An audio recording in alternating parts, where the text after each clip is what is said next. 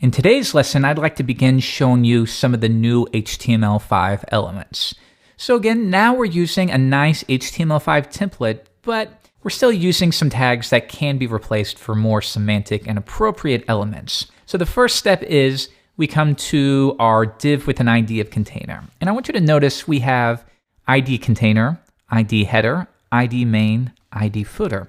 And this is something that's quickly falling out of favor, and it's because when we're working in our CSS, there is a certain weight or specificity that is applied to an ID, and that's pretty heavy. Some people would call it 100 points to simplify it, whereas a class would be 10 points. So what that means is if you've ever been in your style sheet and you find yourself doing things like body, container, header, because you're desperately trying to override some styling that was applied before, and you just keep applying more weight. That is because you're using too many IDs, and there's just so much weight there that you have to overpower it with other IDs. So while this is not related to HTML5 as much, I want you to try getting in the habit of using classes for most of these. And then you use your IDs. It's still okay to use them, but you only use your IDs when you need that extra power so that you can override anything.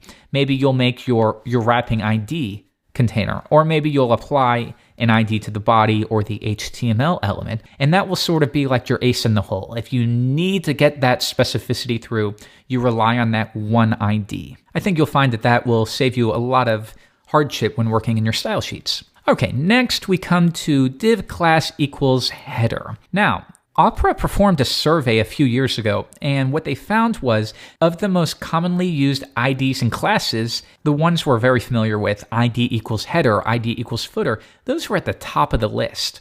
So what they decided to do was to create more semantic HTML5 elements that we can use instead. That way it describes to maybe a screen reader or to any user exactly what that section is, and it saves us a little bit of typing, to say the least. So now I'm going to replace this with the header element, like so. And there we are, simple as that, cleaner, more descriptive.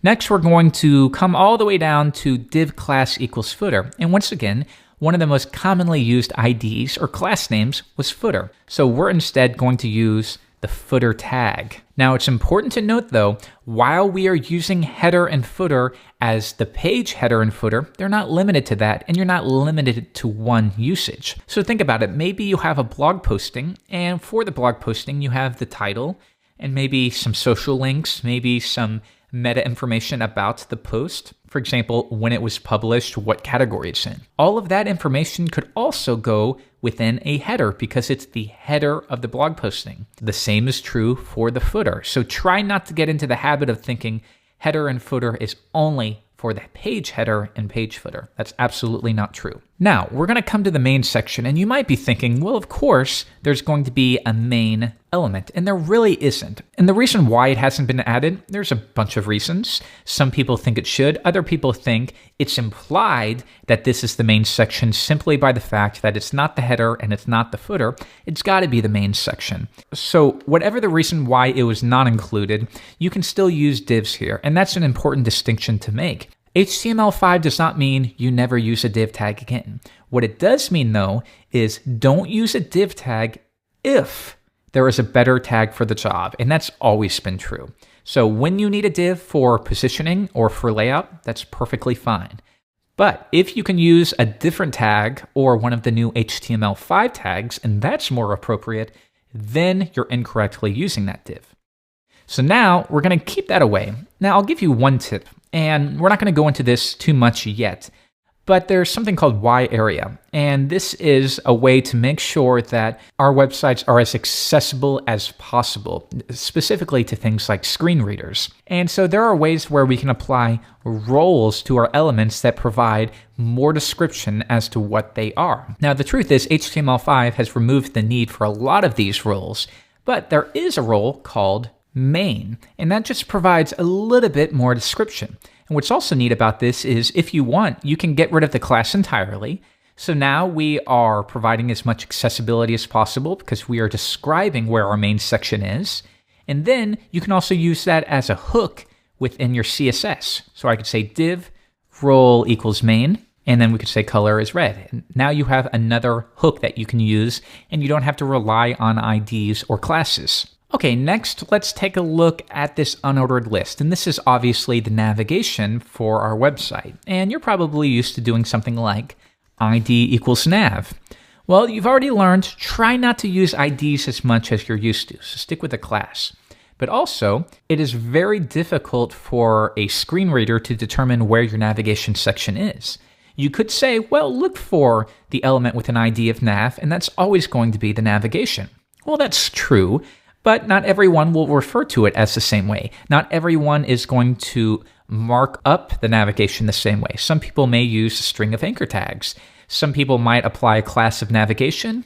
Some people might apply an ID of browse. So it's better if we have one element that describes where our main navigation section is. Now we can use nav. So you might be thinking, when I first learned this, I thought, okay, well, does that mean I can just nest the list items because the nav accepts list items? Nope, the nav still needs to wrap the UL. So I'm going to bring that back in, and now that's more appropriate. So you might be thinking, though, wait a minute, Jeff, you're just telling us to add more markup. We had the UL, so we're not replacing it, we're just adding more on. And yes, this is true, but always remember, your markup is about describing your content as best as possible. So for accessibility reasons and screen readers, now they can know, hey, jump exactly to that navigation section, and we know without a doubt that is how we browse the website. And this is why you want to be a little careful. Don't always place a list of links within a nav element. That's not what it's for. You want the navigation for your main navigation, and maybe if you have sub-navigation for your website. Anything else, don't use a nav element, because then imagine if you have 10 nav elements on the page. Well, we're back at square one again, where the screen reader has no idea which one is specifically the main site navigation. All right, that's going to do it for this lesson. We've covered when you need to use the header element, the footer element, a little bit about roles. We barely scratched the surface, but we'll cover that more in later lessons. And you've also learned about using the new nav element for your navigation areas. Now, there's certainly way more HTML5 elements, and we'll take a look at those in the upcoming lessons.